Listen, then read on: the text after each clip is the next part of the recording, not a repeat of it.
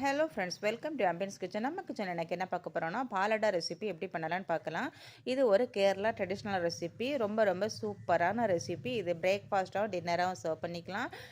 Chicken kurma கூட, அப்புறம் mutton கறி கூட, அப்புறம் பார்த்தீங்கன்னா வெஜ்ஜு குருமா கூட சர்வ் பண்ணிக்கலாம். இது பண்ணுறதுக்கு 2 கப் ஜீரக சம்பா அரிசி எடுத்துருக்கிறேன். இதை நல்லா வந்து 4-5 வாட்டி அலசி ஒரு 4 மணி நேரம் ஊற விடலாம். இது பார்த்தீங்கன்னா நம்ம பச்சரிசி எடுத்துக்கலாம், இல்லை இதுக்கு வந்து பாஸ்மதி அரிசியும் நம்ம எடுத்துக்கலாம். ஓகே, இப்போ இது நல்லாவே ஊறட்டும். இப்போ பார்த்தீங்கன்னா அரிசி நல்லா ஊறிடுச்சு. இப்போ நம்ம இதை வந்து அரிசி இந்த தண்ணியெல்லாம் நம்ம வடிகட்டிக்கலாம். இது கூட பார்த்தீங்கன்னா 2 கப் தேங்காய் எடுத்துக்கலாம். துருவுனா ஃப்ரெஷ்ஷான தேங்காய். கொஞ்சமாக உப்பு சேர்த்துக்கலாம். 2 முட்டை உடைச்சதை எடுத்துக்கலாம். எடுத்து இதை நல்லா வந்து கலந்துக்கலாம். ஓகே, இப்போ நல்லா கலந்தாச்சு. இப்போ பார்த்தீங்கன்னா நம்ம மிக்ஸி ஜாரில் ஒரு கொஞ்சம் கொஞ்சமாக போட்டு அரைச்சி எடுத்துக்கலாம். ஒரு 2 பேட்சாக நம்ம அரைச்சி எடுத்துக்கலாம். ஓகே, இப்போ நான் மிக்ஸி ஜாரில் சேர்த்துக்கிறேன். சேர்த்து கொஞ்சம் தாராளமாக தண்ணி விட்டு நல்லா ஃபைன் பேஸ்ட்டாக இதை நம்ம அரைச்சிட்டு வந்துடலாம். ஓகே, இப்போ பார்த்தீங்கன்னா இதை வந்து நல்லா ஃபைன் பேஸ்ட்டாக நல்லா வெண்ணெய் மாதிரி அரைச்சி எடுத்துக்கணும். தறியெல்லாம் இருக்கக்கூடாது. ஓகே, இப்போ அரைச்சி எடுத்தாச்சு. இதை வந்து ஒரு நம்ம பவுலில் சேர்த்துக்கலாம். இப்போ செகண்ட் பேட்ச் அரைச்சிக்கலாம். அதுவும் தாராளமாக தண்ணி விட்டு நல்லா ஃபைன் பேஸ்ட்டாக அரைச்சாச்சு. இப்போ இதையும் அதே பாத்திரத்தில் சேர்த்துக்கலாம். சேர்த்து இன்னும் கொஞ்சம் மிக்ஸி ஜாரில் அலசி தண்ணி சேர்த்துக்கலாம். சேர்த்து நல்லா மிக்ஸ் பண்ணிக்கலாம். மிக்ஸ் பண்ணி இன்னும் ஒரு நல்ல ஃபைன் இந்த மாதிரி ஃபைன் ஃபில்டரில் வச்சு நல்லா வந்து ஃபில்டர் பண்ணிக்கலாம். இப்போ எல்லாமே விட்டுக்கலாம். விட்டுட்டு இந்த மாதிரி ஒரு ஸ்பூன் வச்சு நம்ம எடுத்து விட்டு நல்லா வந்து இதை ஃபில்டர் பண்ணிக்கலாம்.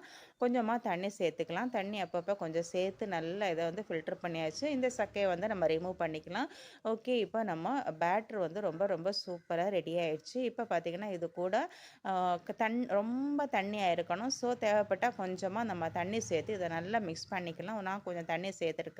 சேர்த்து நல்லா மிக்ஸ் பண்ணி ரொம்ப தண்ணியாக தான் இருக்கணும். இந்த கன்சிஸ்டன்சி இந்த மாதிரி இருக்கணும். இப்போ ஒரு பேன் அடுப்பில் வச்சுருக்கிறேன். ஓகே, இப்போ நான்ஸ்டிக் பேன்னா பெட்டர் இது பண்ணுறதுக்கு. இப்போ இந்த பேட்டரை வந்து ஒரு ஸ்பூன் நம்ம விட்டுக்கலாம். விட்டுட்டு இன்னொரு கையால் உடனே நம்ம வந்து நல்லா ஈவனாக ஸ்ப்ரெட் பண்ணி விட்டுக்கணும். ஓகே, இப்போ அப்படியே நம்ம வேக வச்சு எடுக்கலாம். இப்போ பார்த்தீங்கன்னா குயிக்காக இதை ரெடி ஆயிரும். இப்போ ரெடி ஆயிடுச்சு. இந்த சைடெல்லாம் பார்த்தீங்கன்னா ஒட்டு வந்துடுச்சு. நம்ம இப்போ இதை மெதுவாக வெளியே எடுத்துடலாம். ஓகே, இப்போ ஸ்பேச்சுலா கூட தேவையில்லை. நம்ம அப்படியே ஃபோல்டு பண்ணி இதை வெளியே எடுத்துடலாம். ஈஸியாக ரெடி பண்ணிக்கலாம். இது நல்ல சாஃப்டான ஒரு ரெசிபி.